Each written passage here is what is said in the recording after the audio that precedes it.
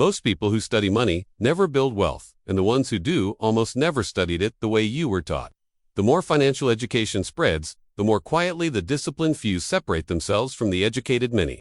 Solomon recorded this pattern 3,000 years ago in a single verse, and almost no one who reads it understands what he was actually describing. Your financial education was designed to inform your decisions. It was never designed to transform your identity. And without that transformation, every tactic you learn becomes another layer of sophistication reaction. The warning was always there, written in Proverbs, waiting for the mind that was ready to receive it, not as inspiration, but as structure. If this challenges you, stay until the end. There is a man sitting in a seminar right now. He has a notebook, a phone full of saved reels about passive income and compound interest. He has read the books, completed the courses. He follows the accounts that promise clarity about money. And he is, quietly, getting poorer. Not because he is lazy, not because he lacks intelligence. He is, by most measures, more financially educated than his grandfather ever was. Yet, his grandfather built something that lasted. He has not. This is not a story about hustle. It is not a warning about debt, or taxes, or market conditions. What you are about to hear is something older and more precise than any modern financial framework you have encountered. It is a pattern observed across centuries, recorded not in a spreadsheet, not in a university textbook, but in the ancient literature of a king who watched wealth move through generations. Like water through stone, slow, deliberate, inevitable. If you have been consuming financial content for months or years, and you still feel reactive, still feel like the ground beneath your decisions shifts without warning, then the problem is not what you know. The problem is what you have been taught to believe knowledge can do. Knowledge alone cannot protect wealth. This is the first thing Solomon understood that most modern learners do not. We live in an era of unprecedented financial information. There are more resources, more frameworks, more strategies available to the ordinary person today than existed in entire royal libraries 1,000 years ago.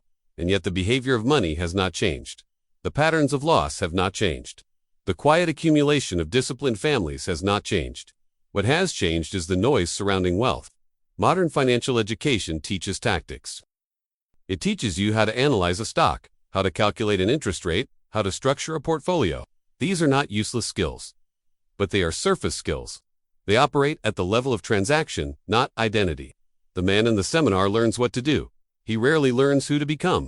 And this distinction between doing and becoming is precisely the distinction that separates the reactive earner from the generational builder. Consider the pattern most commonly observed in financially educated households. The income rises, the lifestyle rises with it. The car improves, the subscriptions expand, the dining changes, and the net position, when examined honestly, remains nearly identical to where it was 3 years prior, because every increase in knowledge was followed by an equal increase in visible consumption. This is not failure of character. It is the predictable outcome of an education that trains the mind for action, but leaves the identity untouched. The merchant who inherits a fortune and loses it within a decade is not unintelligent. He simply inherited wealth without inheriting the structure that created it. The structure is what matters. 3,000 years ago, a king named Solomon wrote this observation in the book of Proverbs. Chapter 13, verse 11. Wealth gained hastily will dwindle, but whoever gathers little by little will increase it. Read that slowly. Not as a motivational phrase.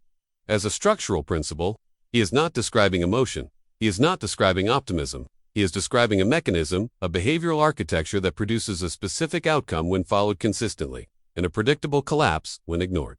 Little by little. This was not written for the poor man hoping to get rich. It was written as an observation of how wealth actually moves across time, across households, across generations. Solomon was not a theorist.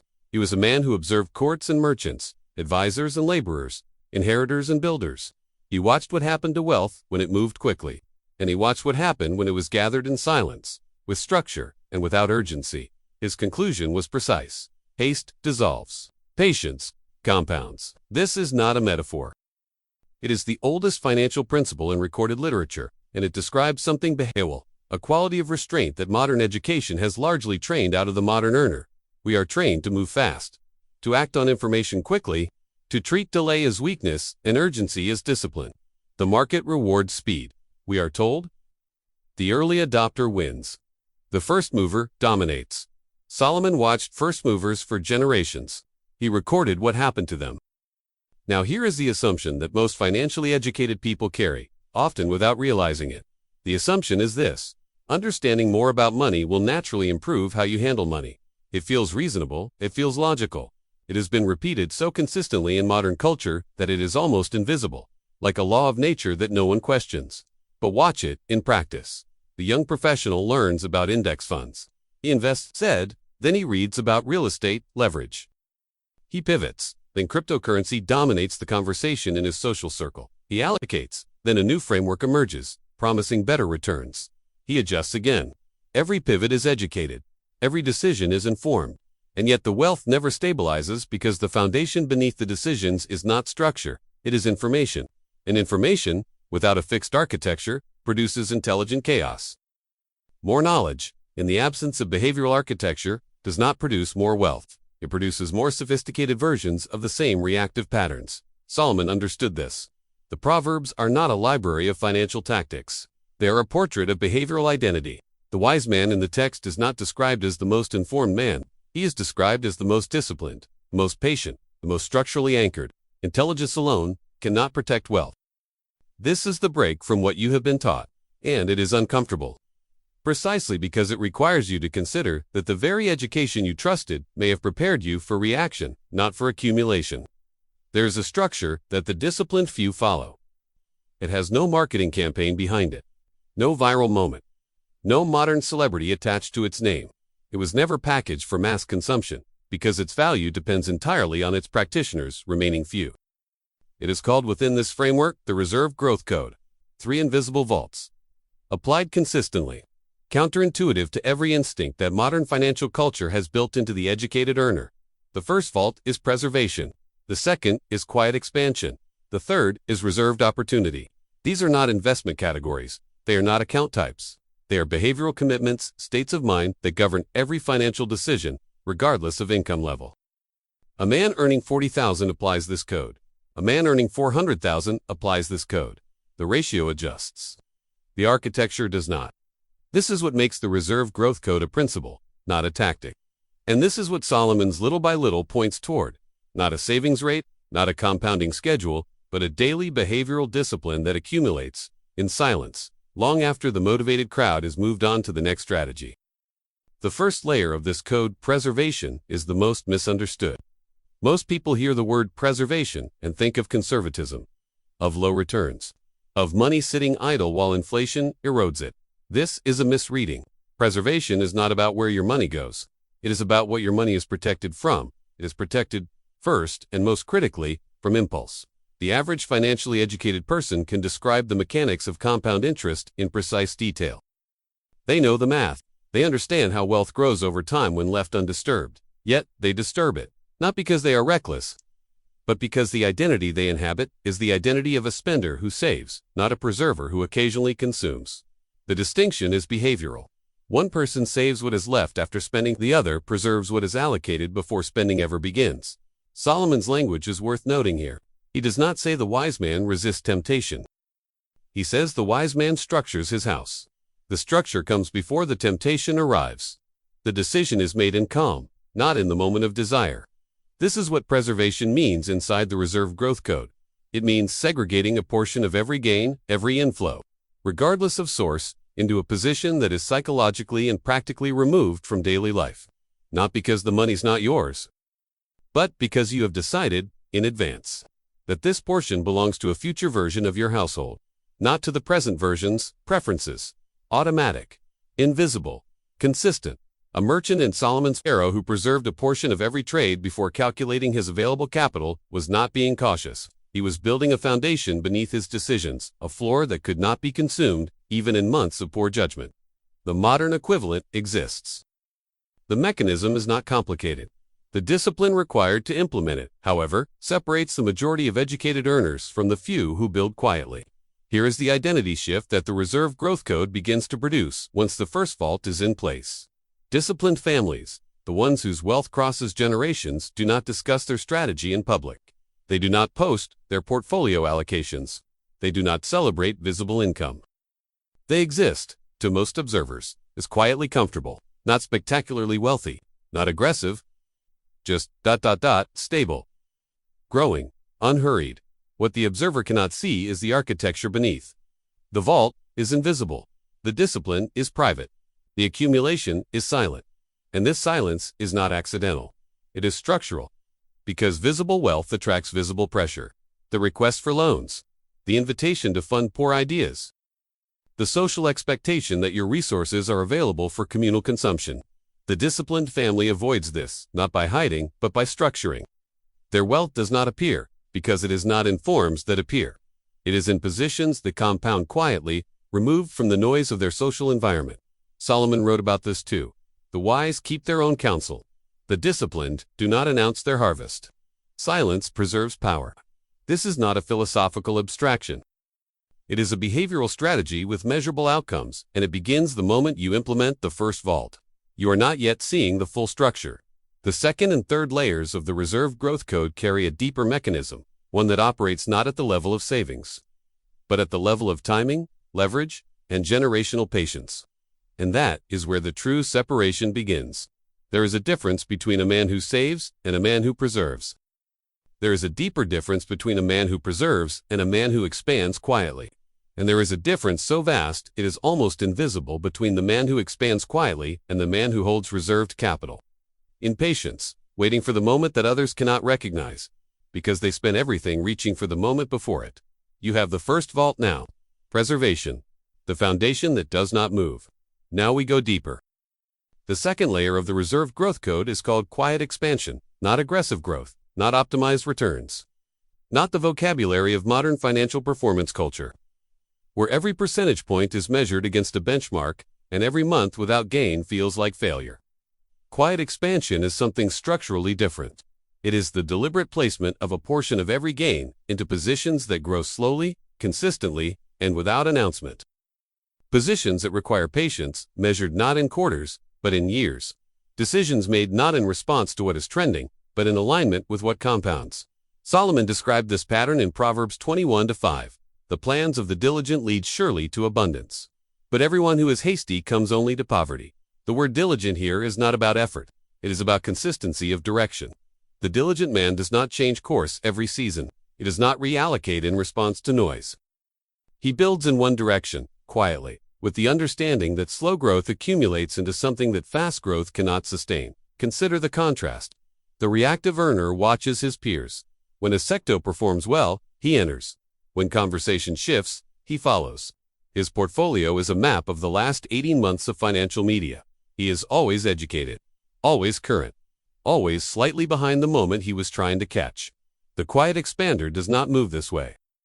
He selects a direction aligned with his long-term structure. He places capital there. He does not watch it daily, because daily watching invites daily reacting. He allows the mechanism of compounding to operate without interference. And while his peers debate the next opportunity, his previous decision continues to work invisibly, without his attention, without his anxiety. This is not passivity. It is the discipline of non. And it is extraordinarily rare, because modern financial culture has trained the educated earner to equate action with competence. To feel that watching means managing, and managing means growing. Solomon observed the opposite. The man who must constantly adjust his affairs has not built a structure. He has built a dependency on his own continued attention, his own continued reaction. Remove the attention, and it collapses.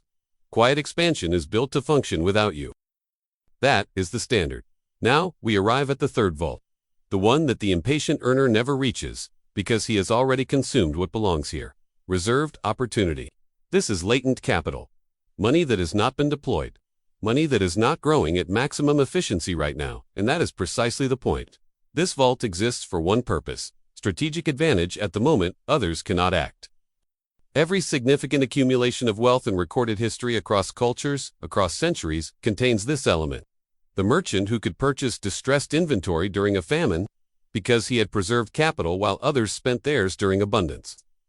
The family that could acquire land during a period of broad financial panic, because their reserves were untouched while their neighbors had none. The quiet investor who could enter a position at its lowest point because he had not chased the peak with his reserved funds. These moments are not predictable. That is why the capital must be reserved before the moment is visible. This is the hidden leva. Solomon pointed toward when he wrote about the wise man who sees danger and takes refuge while the simple continue forward and suffer for it. The refuge is not only physical, it is financial. The reserved position is the refuge. The latent capital is the advantage that appears to observers as luck but is, in reality, the outcome of long-prepared structure. Reserved to opportunity does not chase. It waits. And this quality patient waiting with capital in reserve is so contrary to every instinct that modern financial education reinforces. That most educated earners will read this principle, understand it intellectually, and still fail to implement it. Because implementation requires holding money that could be invested, and calling that restraint a strategy rather than a failure. The three vaults together are the reserved growth code: preservation, quiet expansion, reserved opportunity. Not three accounts, three disciplines, three behavioral commitments that, applied together and consistently, create a financial identity that compounds across decades rather than fluctuating across months. Now consider what happens psychologically when this structure is in place. The reactive earner lives in a state of low-level financial anxiety, not always conscious, but present. He monitors, he checks, he adjusts. He reads the next article to confirm or challenge his last decision. His relationship with money is one of constant management because without his daily attention, the structure does not hold. The vault user experiences something different: calm confidence. Not the confidence of someone who knows his investments will perform. That kind of confidence is fragile. It depends on market conditions that no one controls. This is the confidence of someone who knows that, regardless of what happens in the next quarter, his structure remains intact. His preservation vault was not touched. His quiet expansion continues compounding. His reserved opportunity remains available. The outcome of any single decision does not define his position. The structure defines his position. This psychological shift is not a side benefit of the reserve growth code. It is one of its primary functions. Because a mind that operates from calm structure makes better long-term decisions than a mind operating from anxiety and reaction. The quality of decisions improves. The frequency of impulsive pivots decreases. The patience required for compounding becomes easier to sustain because the identity supporting it has changed. You no longer react. You strategize silently.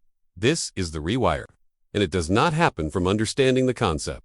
It happens from implementing the structure day after day, until the structure becomes the default. Modern culture celebrates what it calls the hustle, the early morning, the relentless output, the visible grind performed for an audience that measures effort by display. There is nothing wrong with disciplined effort, but observe what hustle culture produces in financial terms. It produces income, sometimes substantial income, and it produces, in most cases, a lifestyle that expands precisely as fast as that income grows, because the identity driving the hustle is the identity of the achiever who displays his achievement. The hustle builds for the present audience. The reserve growth code builds for the future household. These are not the same project. They occasionally use the same tools: work, discipline, consistency, but they are aimed at fundamentally different destinations. One produces a life that looks wealthy. The other produces a structure that is wealthy, quietly, without requiring an audience to confirm its value. Solomon was not opposed to work.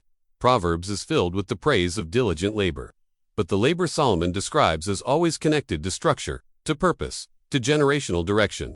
It is not labor performed for approval. It is labor performed in alignment with a covenant, an agreement with your future household that you will build something they can inherit, not something they will spend recovering from. Restraint is not weakness.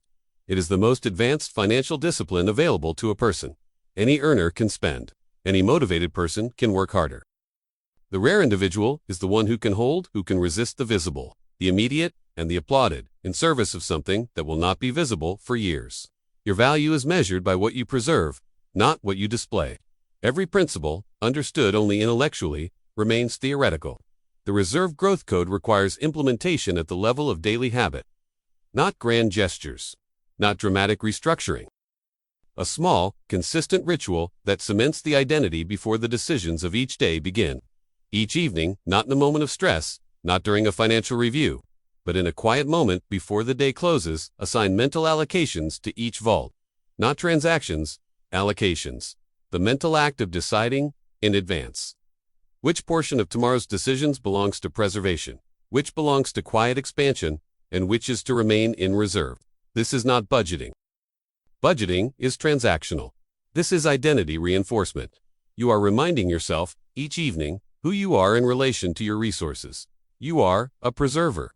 You are a quiet expander. You hold reserved opportunity. The man who performs this ritual consistently over months begins to notice a change that has nothing to do with his account balances. His decisions in the presence of temptation become easier. The impulse purchase, the reactive pivot, the investment driven by social pressure, these begin to feel foreign. Not because he has suppressed his desires, but because his identity no longer contains them. He has become, through repetition, the disciplined thinker, not the educated thinker, the disciplined one. One final warning: impatience will visit. It always does. There will be a quarter in which the quiet expansion vault appears to move too slowly. There will be a conversation in which appear describes a return that dwarfs your current position. There will be a moment when the reserved opportunity vault feels like waste money sitting idle while the market performs. This is the test. Not of your intelligence, not of your strategy, of your identity. Solomon recorded this pressure to you. The impatient man, he observed, always has a reason that sounds logical. The moment always feels urgent. The opportunity always appears unique. And the vault is always the first casualty because the vault is invisible and the opportunity is loud. The disciplined family does not respond too loud. They respond to structure. And when the moment passes, as it always does, the preserved capital remains. The quiet expansion continues. The reserved opportunity is still intact. And the man who moved his vault to chase the noise must begin rebuilding what he had already built. Gather little by little. This phrase is not encouragement. It is architecture. It is the structural description of how wealth actually accumulates, not in moments of inspired action, but in the long, unbroken discipline of the quiet household that never made headlines, never hosted seminars, and never needed to. They simply preserved, expended quietly, reserved opportunity, and waited, with patience that most would mistake for passivity, for the structure to do what structure always does when left undisturbed. It compounds. You began this conversation educated about money. You are ending it thinking differently about wealth. That difference is not semantic. It is foundational. The educated mind asks, what should I do with my money? The disciplined mind asks, what kind of household am I building? And what does every decision today reflect about that household's long-term identity?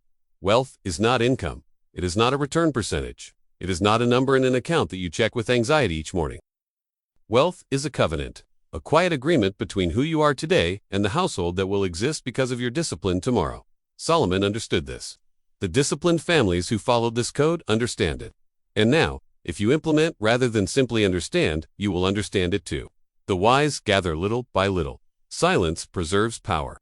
Discipline outlasts knowledge. Generational wealth is quiet, structured, and inevitable. The reserved growth code, 3 vaults. One identity, one direction.